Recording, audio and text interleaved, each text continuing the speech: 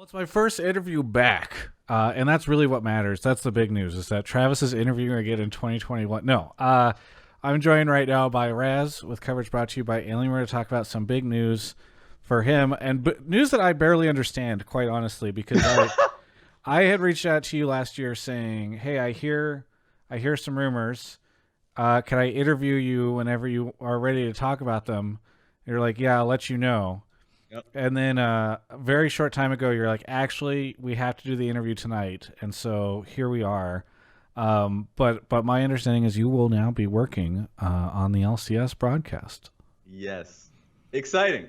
And it's one of those things that it'll definitely not feel real until it actually starts happening, like when I'm, on the desk or just on the show in general. Um, you know, it's been a while. Like the conversation's been happening for a long time.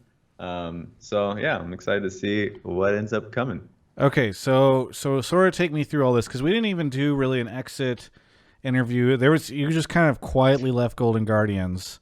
They put Yeah. out a tweet that's like, "Thanks, Raz," and that was about it. So, I mean, how bad of a job did you do over there that they fired you? I mean, what Off. what ended up happening?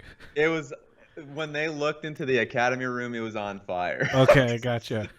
No, reality was like this kind of news or this deal was in the works for a while. I think it was, I don't know the exact timing. It was probably at the beginning of summer split that the LCS made an offer, and so I was kind of mulling it over for some time. Very long Uh, time, apparently. yeah, yeah, months. Yeah. No, but like I was mulling over for a time, and for me, whenever I'm going for an announcement, I not only want to be able to announce, of course, that a closing of a chapter, but an opening of a new chapter. So like the whole time sync of December definitely sucked because people definitely wanted to know what I was looking forward to. But this has been something that it was a choice for me. It was a choice where um, I can definitely continue on in the scene as a coach, um, or I can go back into commentary uh, with the LCS. It took for me a good portion of the summer split to be comfortable and make the decision that I wanted to move towards the LCS. But yeah, I made it, and I am excited to see how that goes.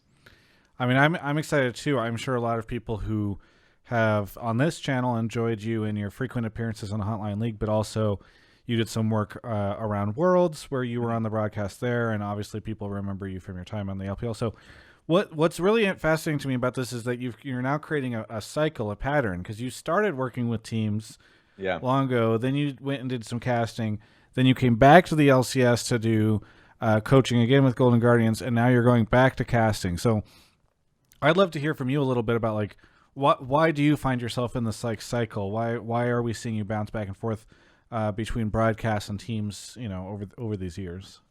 For me, it calls into a question of what I'm passionate about. For me, coaching and being on broadcast are two things, or like telling a story. Being a storyteller and telling the story of these players is something that I equally love. So when I'm with teams, the one thing that always tugs at me is that you hear the narrative from either content creators or even just like the people on broadcast, and you always it always hurts to like I want to be able to hear like either my opinion or just how I feel the story should be told for some of these players, especially younger players like rookies that I know that oftentimes when I'm working as a coach, I don't know, I remember like when I was with Dignitas EU, like I would love for these players' stories to be told accurately when they move on up.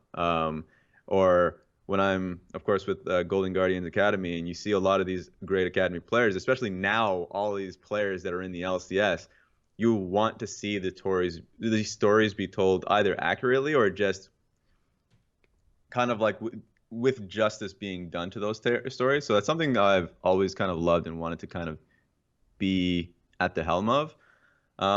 It's just fun. It really is enjoyable being in front of front of a camera, being like having these conversations openly. But at the same time, with coaching, I just love having a hand in the game and knowing that you have this project in front of you, players that are insanely passionate, coaching staffs that you have that are equally bust their ass putting in the work, and then seeing the product, right? And so both of them are insane. Also, they have like very different skill sets. So I've always been tugging back and forth on that one. I know when I was casting in the LPL about a year back, it wasn't even an intent for me to move away from commentary. It's just how esports works. It feels like after the year is done and off season goes on, I know a lot of players would say the same thing, where it's just like you really don't know how it's going to shake out.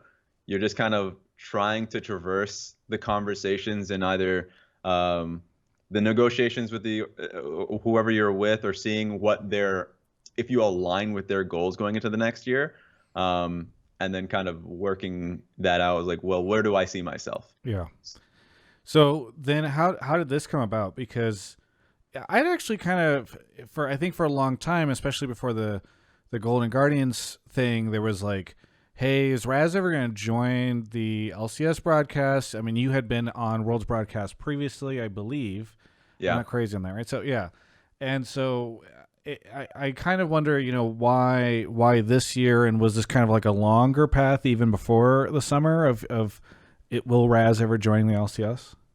Yeah, the conversation, and I know like you're aware of it a little bit when you came to China last year, and I'm sure like we had that kind of a conversation because even back then it was about summer split of LPL where the conversation started. That they expressed interest, and it really did come down to, hey, is that something like is that where I see myself? Because initially when I came in China, especially after the first year, I thought of myself staying with the broadcast, right? I wanted to be able to build the LPL English, make it so you have an influx of fans. They're doing an amazing job right now, but I definitely saw myself being a larger part of that. But then, there were certain alignment issues that I had with the LPL at the time, and certainly the offer to go to the LCS would be amazing for me. And so I thought about it, and I think the biggest troubles were literally just visa issues, as expected. Like whenever European the plague players, upon esports is visa issues. Yeah, exactly. It's like it's not just an issue with European players and coaching staffs and all of that. It's Canadians also have that issue. So it was something that I was kind of struggling for a long time with, and when that didn't look like it was feasible, I asked myself, well, what do I want to do for the next year? I still really wanted to coach, and at the time, I was dabbling with the idea of doing commentary and coaching on the side. I thought that was something that I felt passionate about.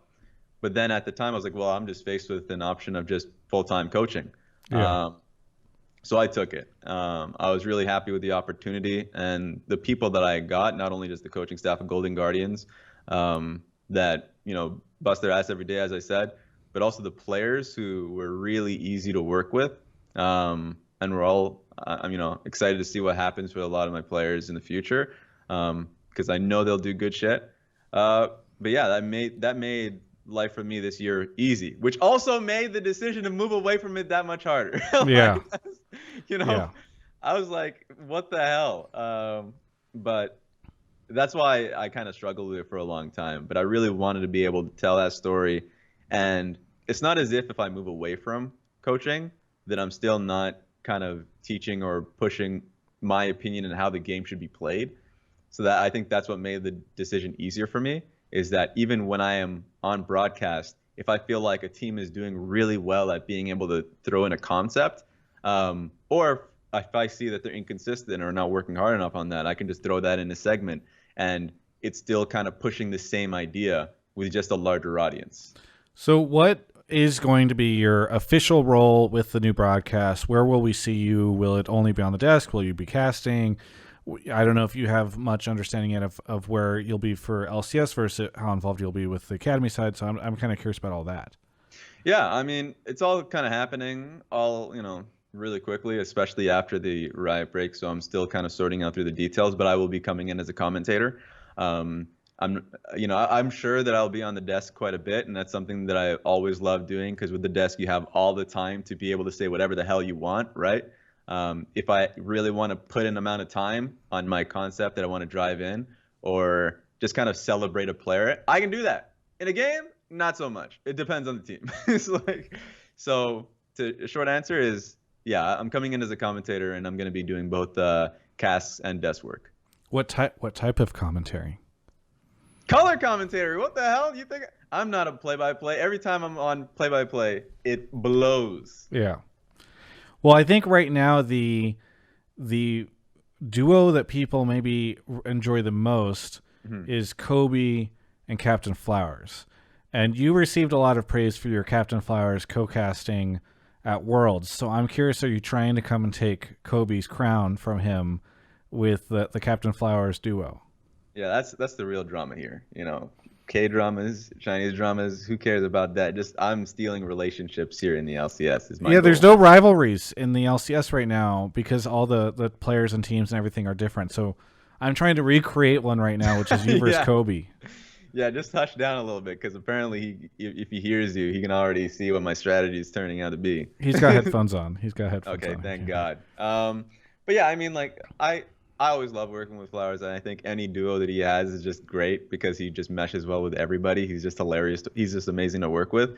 I'm pretty excited to work with like all of the play-by-plays, honestly, because I've worked with Flowers, I feel like, exclusively. No, I've actually had I've worked with in Academy playoffs. I had the opportunity of working with both Riv and I think maybe Pastry.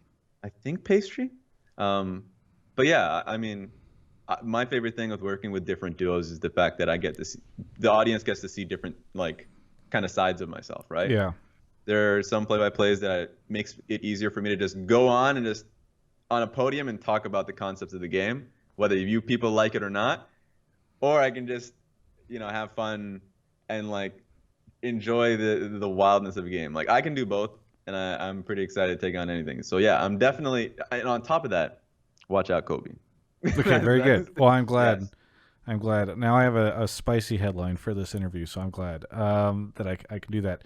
Nice. Do you have any goals for yourself this year specifically, or any specific things that you want to bring in? I know that you said you're really looking forward to helping to tell the stories of some of these players, but I don't know if there's anything in specific where you're like, this is the role I want to occupy within the LCS, or what I want to bring to the broadcast specifically. Yeah, I think for me, whenever it comes to like a broadcast, it's always for me tough to make a comparison of like what they are and what am I going to fit into, right? The way I always see it is that I should already have, like, for me, I'm confident in my personality, I'm confident in my game knowledge, I'm confident in all of these things, that if I come in and just do what I love to do, that I can fill a lot of boxes that people will love. So, like, for instance, yeah, coming in from Academy, and how many, like, I think there are an insane amount of NA mids now coming in from Academy that I think really desperately need to have, like, their stories told, like what was their journey for them, etc. I think that would be really fun to see, so players don't look at like the TSM 80 carry on Lost, or Sword Art. I'm sure people would love to know more about coming in from the LPL, and I can provide that context, and it makes it an easier storytelling experience for them, so they don't feel like they're lost. Or also, I like confrontation, so if you put me on a desk, it's always going to be spicy, because if I have an opinion on something, and if I know that my analyst either disagrees or something, let's have that conversation. That's what makes things that much more entertaining, and that's how you get closer and closer to the answer. Yeah. So I'm always the type of person that, me on Twitter, I love pushing the button and seeing how far I can go. So for me, basically just continue to be me. A goal though is for sure put in some reps in cast, because it's been a long time. A year, I for sure want to be at a position where I'm saying things succinctly, like to the point. The worst thing for me is having a point not well received. Not like I don't really care if it's well received or not, but if they understand what I'm saying, so they can talk about it properly. Like, if they misunderstand my point, that's on me. I didn't say it well enough. I didn't say it concisely enough. And so that's one thing I want to be able to say is that if I'm on cast or if I'm in the desk and I say something that I believe in, then people should have a conversation about that. And I want to be like, okay, this is this is exactly what I said. Right, right. So that's for sure. That's what I want. Very good.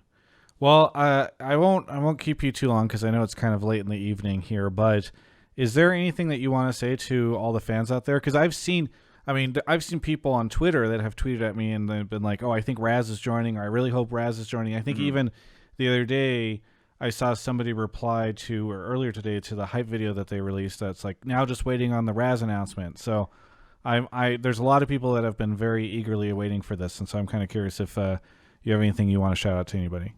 Yeah, I mean, shout out to not only the people that I've been working with and friends that I've had that I've either talked to about this or that made the decision easier, but also the people that have either loved my work or have interacted with my work, right? Because for me, that's all I want. I want people to understand, debate like that. My entire Twitter platform, my entire platform is for you to have a conversation with me, because for me to get through my points across, it does require people to kind of have a conversation. Either I come to an understanding or like they have an understanding of what my opinion is. So once again, big thank you to the people who have supported me. And I'm excited to see in the next few months, once I'm on broadcast, what people think of me, because I will make my presence felt. Nice. Well, I'm excited. I think for a long time, I have really enjoyed having your voice in North America and having you be a part of the LCS this past year, and so I'm excited to hear you on the broadcast. Your world stuff was so fantastic. I really enjoyed it. So I'm a big fan of this, and I was really excited whenever I started to hear rumors of it. So thank you so much for taking the time to chat with me this evening, and can't wait to hear you start casting in just, I don't know, several days from now, it feels like. Thank you. Yeah, it's coming up. It's coming up quick. I'm excited. Not only LPL, LCK, LCS coming up soon. So thank you. I'm ready for it. For everyone else, you can check out the rest of my coverage of all things 2021 League of Legends Esports right here on my YouTube channel. It's officially 2021, and I haven't had my hair cut in a long time, so I'm starting to get kind of this like emo thing going on here. Do you think I can? Do you think I could pull this off? Here we go. I'm so emo late. Wait, there. I'm just feeling so emotional lately over the fact that you haven't checked out alienware.com/Travis and use Travis Tedoff Q4 in the description below to check out awesome Alienware stuff like this Area 51M. That took longer than I was hoping it would to pull this into the shot. Like this Area 51M, which is an amazing piece of hardware. Kobe was using this this past holiday break to play some video games, some World of Warcraft on his holiday break. Whatever. This video is going on too long. Anyway, check out the description below.